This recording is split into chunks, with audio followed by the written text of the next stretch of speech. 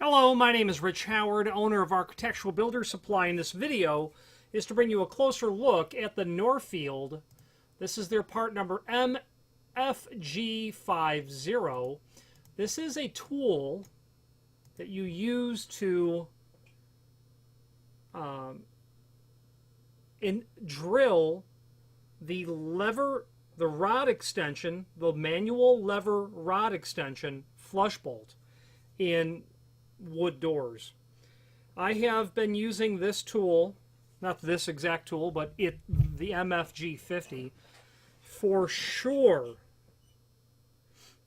since the mid 1990s. And it is, in my opinion, all but impossible to do the work of prepping for a manual flush bolt without this extension. Assuming you're not literally manufacturing the core of the door and then gluing the skins to it, where you can lay out the core with the stiles and rails and leave yourself a raceway. If you have to drill that, I don't know of any way to do it other than using this exact tool.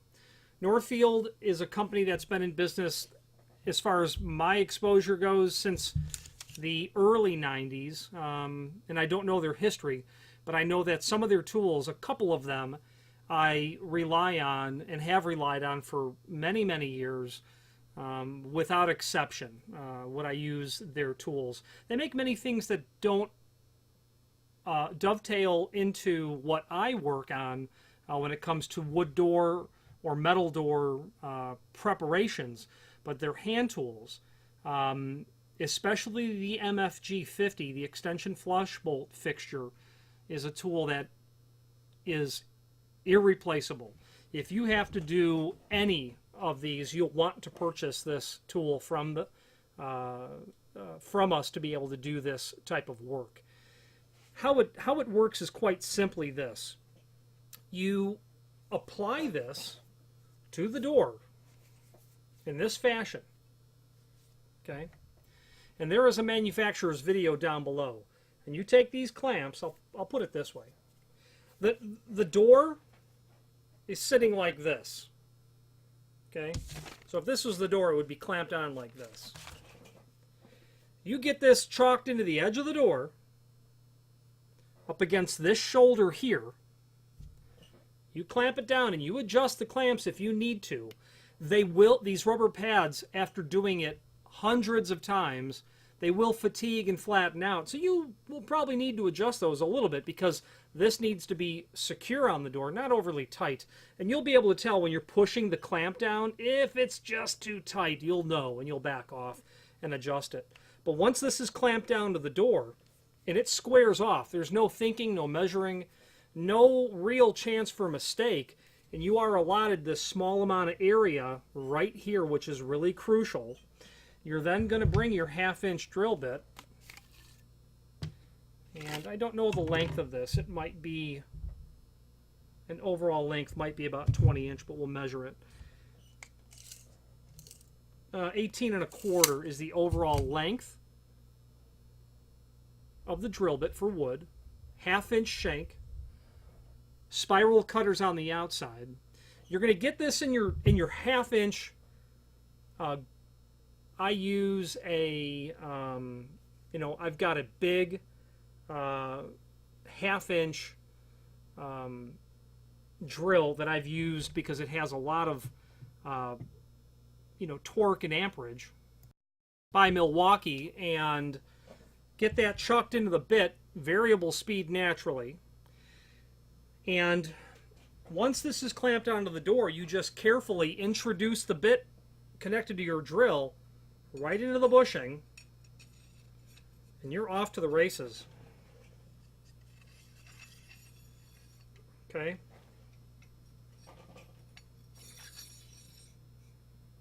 This area between here and here is where the chips, the wood that you are drilling out, is going to exit and evacuate the workpiece. I have literally machined hundreds of doors using this fixture and this drill bit, and 99% of them turn out perfect. Every once in a while you get a really weird door, and that is there's no magic to it. The weird door comes in the sense of when you're drilling into the edge of the door, you are going to be drilling through material with different densities. So just making a quick little hand sketch here.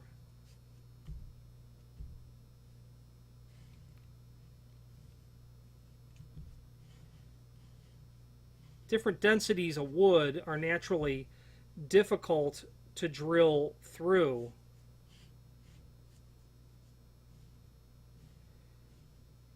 And you're going to encounter different material.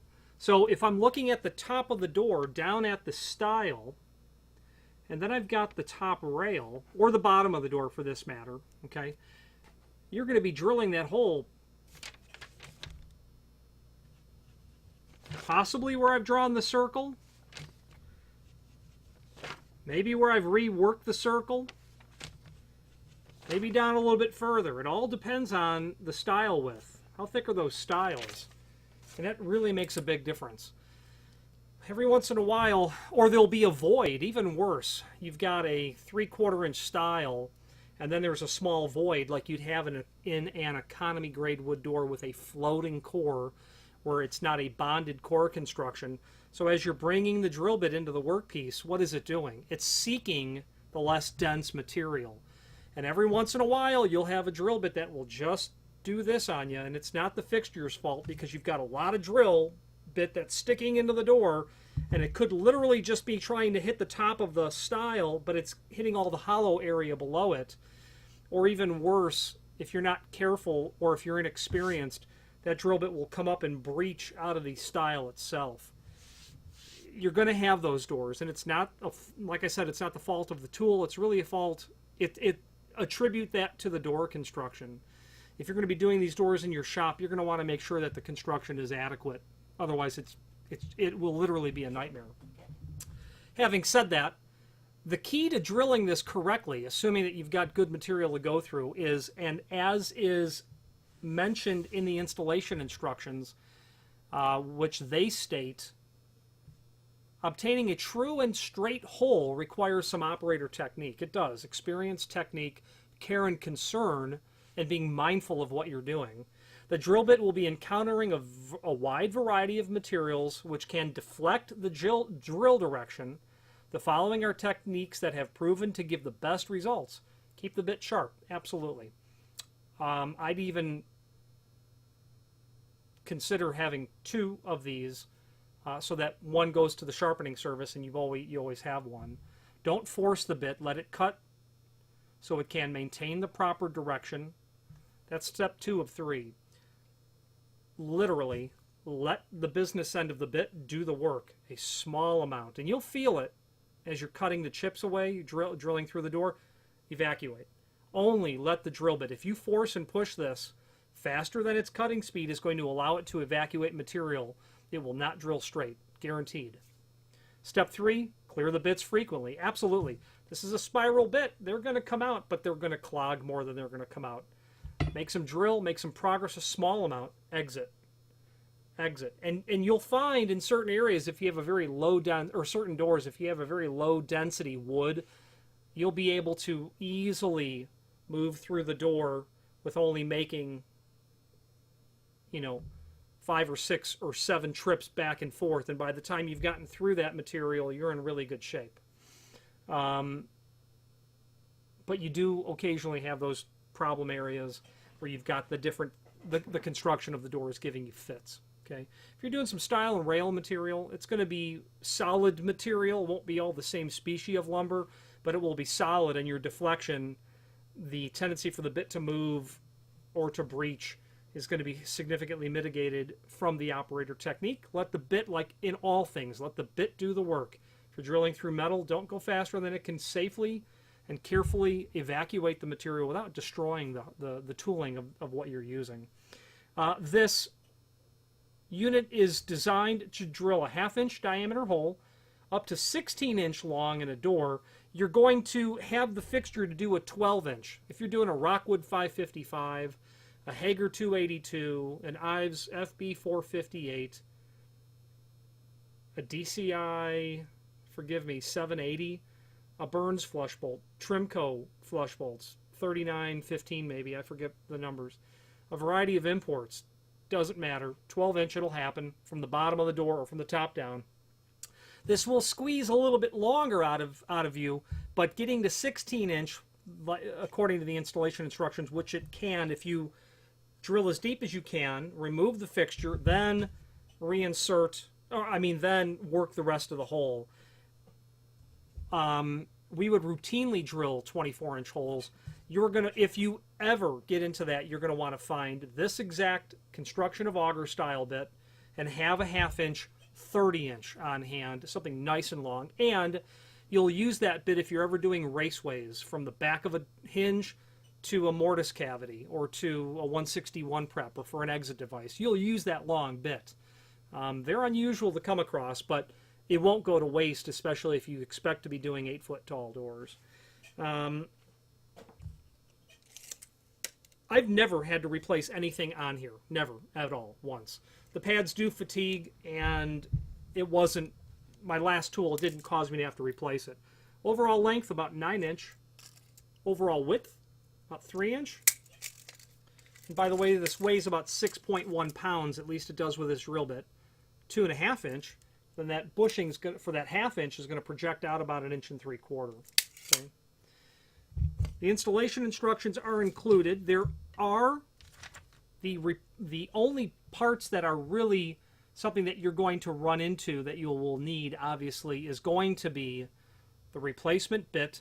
The drill bushing, if you're replacing this, with all due respect, you've got to be careful how you're working the tool. You've got to drill straight, and that's where operator technique comes in. If you're ovalizing this out at all, I would probably just be more mindful to drill as straight as possible. I've never had to replace a drill bushing on this tool. Never. After hundreds and hundreds of doors, have never replaced it. Obviously, precautions, eye protection, ear protection, the whole 9 yards. Instructions, safety instructions are also in page 2 of the installation instructions, and just a really crucial tool. Norfield, and there is a link below this video to the manufacturer's page where you can pull up not only all the Norfield products that we sell, but a link to the manufacturer's website, as well as a link to the full product catalog. Their website is going to show you other parts that they use, and I can tell you the items that I end up using, you'll see a lot of semi-automated door machinery that they have there. You'd be a pre-hanging shop, really, if you got into some of that stuff. But what I like about them is they have this fixture. They also have a door cart, which I like a lot. It's a U-shaped door cart that's going to be on a couple of wheels that will allow you to safely move doors around your shop. And in their website, it'll be under their door and jamb fixtures. Their flush bolt extension, they have a 2 1/4-inch thick door version, which is nothing that I've ever come into because our business is primarily commercial, but you get into residential work and 2 1/4-inch thick doors will become not uncommon. This tool's not going to handle that because it doesn't have the throat opening to center your bit drilling in the center of the thickness of the door. You'll need the other tool. They have listed on their site Porter cable tools, which obviously they don't manufacture, but the 513 mortise pocket maker, I've probably owned 15 of those. Their template, their 517 maybe, I forget that part number. Porter Cable makes a template that you can clamp onto the edge of the door. I've owned 50 of those. The rest, and then they have a bunch of other tools that are associated to, obviously, door machining. And if you're doing only commercial, you'll use a couple of their tools. If you're doing only residential, you'll probably use a lot more of their tools. They do have a line of templates that you can use for drilling function holes. Those are handy. If you are in a shop scenario, not to take anything away from Norfield, you'll end up making your own. You know, that's just my opinion on it. That's how I've always done it. You make one, you mark it with what it's working. That's a 517 is that lock face template, by the way, by Porter Cable. But their kit, their hinge butt template kit from Porter Cable is also very nice. If you do, back years ago before CNC equipment, I would have a 6.8 and a 7.0 kit, not only put together, but I welded them together because my hinge locations would never change. Being a hollow metal door distributor, if I'm mating wood doors to steel frames, I don't need to change those locations. Plus, I had a single unit. I bought an add-on extension to do an 8-foot, so I did have a single unit that I could nail onto the door to do, one-off, custom locations if I was doing somebody else's work, somebody else's hinge locations. If you're a door shop, you'll want to probably review a lot of the tools that they have. I'm speaking in particular about the flush bolt extension and their door cart unit, which is under material handling from their website, and that is going to be their part number 7642. Is their door cart that they've got there, and I've used that with great success. It's a 7642-700 in particular. They have two other models for handling 2.25 to 2.5 inch thick doors, 2.5 inch to 2 3/4 inch thick doors.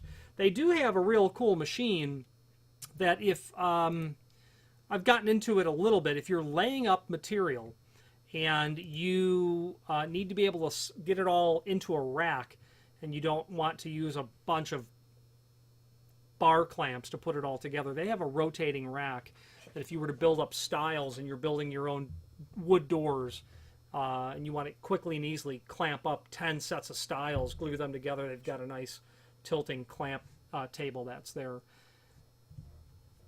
Priceless, irreplaceable, a must-have if you do flush bolt work. I've never actually called Norfield because there's no reason to. This stuff is self-explanatory, very high quality, and they're the only people who make it, and I'm glad that they do. Any questions on the Norfield? This is their MFG50 lever-style extension flush bolt guide, fixture, or any other Norfield product. Please feel free to reach out to us. And thank you.